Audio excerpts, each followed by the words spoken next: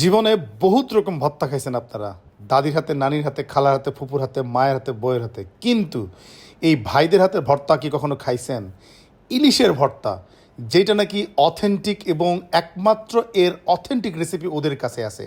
আপনি জীবনে যত ট্রাই করেন, যত বই দেখেন, গুগল ঘাটেন, যেটাই করেন, কিন্তু কখনোই এদের মতো করে আপনি ভর্তা বানাইতে পারবেন না। আর এদের যে ভর্তাটা, এটা শুধুমাত্র ভর্তা না, এটা একটা, কি বলবো, এটা অকল্পনীয় একটা জিনিস, যেটা মুখে দিলে আপনি 2 মিনিট চোখ বন্ধ করে থাকবেন।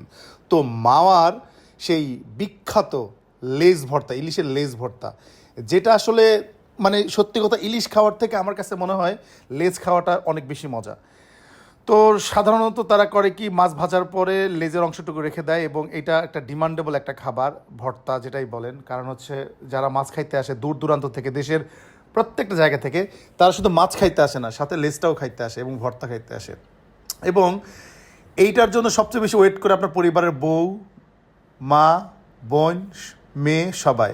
মানে তাদের এই জিনিসটা তারা পরে থেকে দেখবে যে কীভাবে এটা ভর্তা হয়। যেমন আমার বউ দেখতেছে, পরে থেকে ভর্তা দেখতেছে কীভাবে ভর্তা বানায়, কিন্তু তারা যদি বলা হয় যান বাসায় ইলিশ আনছি একটু ভর্তা বানায় দাও, সে কোনো দিন করবে না। কারণ ওরা যেভাবে বানায়, আর এতটা ধৈর্য এদের, যেটা কল্পনার বাহিরে। ওরা খুবই যত্ন সহকারে এই ভর্তাগুলো করে। এবং এবং এর বড় যে ভিডিওটা, মেইন ভিডিওটা খুব শীঘ্রই আমাদের সারওয়ান সাদিয়াতে আসবে, সেটা দেখে নেবেন।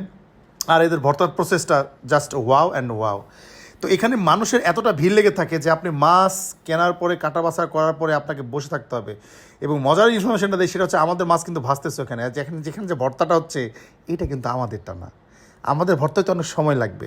সো কেন এতক্ষণ ওয়েট করবো? যেহেতু চোখের সামনে একটা ভর্তা হয়েই যাচ্ছে, তো সেটা কেন করবো না? একই জিনিসই তো, তাদেরটাও ভর্তা, আমাদেরটাও ভর্তা, একই জিনিস। তো দূরদাম পিটাইতে পিটাইতে ভর্তাটা বানায়, মানে এতটা পেটায়, মাছ আর মশলা আর বাকি যত ইনগ্রিডিয়েন্টস আছে পিটাইতে পিটাইতে এক জায়গায় করে ফেলে। তাও পেটানো শেষ হয় না। তো পেটানোর পরে তারা কিন্তু জবরদস্ত একদম অরিজিনাল তাদের। এবং মজার বিষয়টা হচ্ছে, তারা যে তেল ব্যবহার করে, এটা একদম তাদের নিজস্ব, যে বোতলের গায়ে কোনো লেভেল নাই, কোনো কিছু নাই। তাদেরকে জিজ্ঞেস করছিলাম যে এই যে তেলটা আপনারা দিচ্ছেন, এটা কিসের তেল?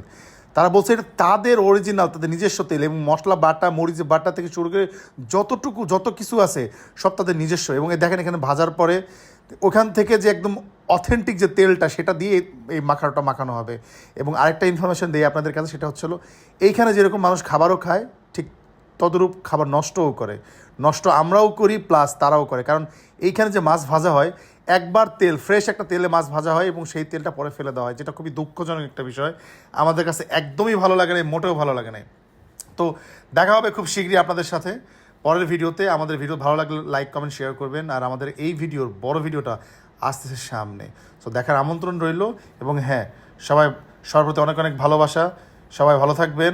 আর হ্যাঁ, একটা কথা বলি, জীবনে যত মাছই খান, যত কিছুই করেন, মাওয়ায় ইলিশ খাইতে অবশ্যই আপনার পরিবারকে নিয়ে আপনারা যাবেন। কারণ ওখানকার ইলিশ না খাইলে জীবনে কোনো কিছুই খেলেন না। হ্যাঁ, আর বেশি চালাকি করতে যাবেন না, বেশি বাছাবাছি করতে গেলে কিন্তু আপনার হাত নিজেই গুয়েতে পড়বে। তার মানে হচ্ছিল মাছ বেশি বাঁচবেন না, তারা যেটা দেয় সেটা নেবেন। টাটা, বাই বাই, দেখা হবে পরের কোনো ভিডিওতে। লা লা লা লা।